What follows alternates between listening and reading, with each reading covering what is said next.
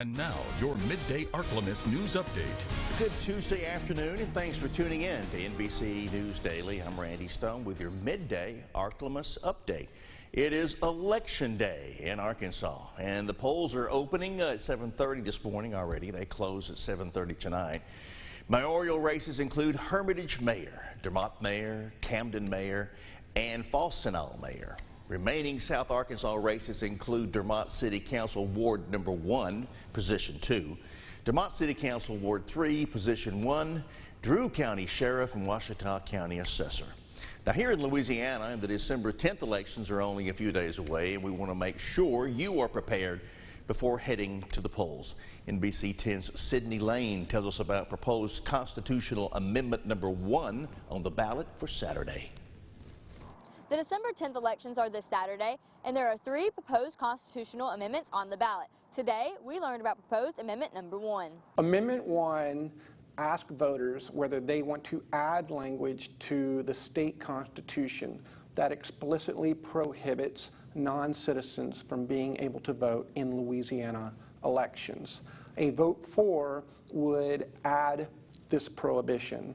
A vote against would keep Louisiana law as is. Right now, to vote in Louisiana-sanctioned elections, you only have to be a citizen of Louisiana. You do not have to be a U.S. citizen. This is a measure that is very similar to a lot of measures in other states, just really reaffirming how important U.S. citizenship is in voting. We spoke to some voters to see what their opinion on the matter is.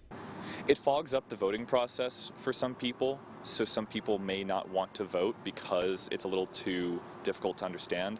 For some people, they may be a resident, but they aren't necessarily a citizen for things like a work visa or international students, and so it just kind of silences those voices that still need to be heard. I think if you're going to vote in this state for something that's a state election, that you should have to be a U.S. citizen and also a resident of Louisiana. To stay up to date on the December 10th elections, you can visit myarklamis.com. Reporting in Monroe for your Ark-La-Miss news source, I'm Sydney Lane. A redistricting meeting in Monroe held by Monroe City Councilwoman Juanita Woods aims to create new infrastructure and bring people back to the south side of Monroe. Now, on Monday night, citizens went to the Greater New Antioch Baptist Church to give their input on redistricting changes and spoke about improvements they would like to see in their district. City officials say the goal is to bring people back to the city limits, especially the south area of Monroe, and work on new infrastructure. No maps have been approved at this moment, and Councilwoman Juanita Woods says she plans on scheduling another redistricting meeting in the next few weeks. Again, Election Day in Louisiana is for this Saturday, and polling locations and more detailed information go to sos.la.gov. And now, exclusive Storm Tracker Doppler weather from the most experienced meteorologist in the Ark-La-Miss, Jared Floyd. Staying very, very warm for early December. Daytime highs today back in the upper end of the 70s. And again, well above normal for really this time of year or just the season in general. Winds will stay out of the southwest 5 to 15 miles per hour with some higher wind gusts.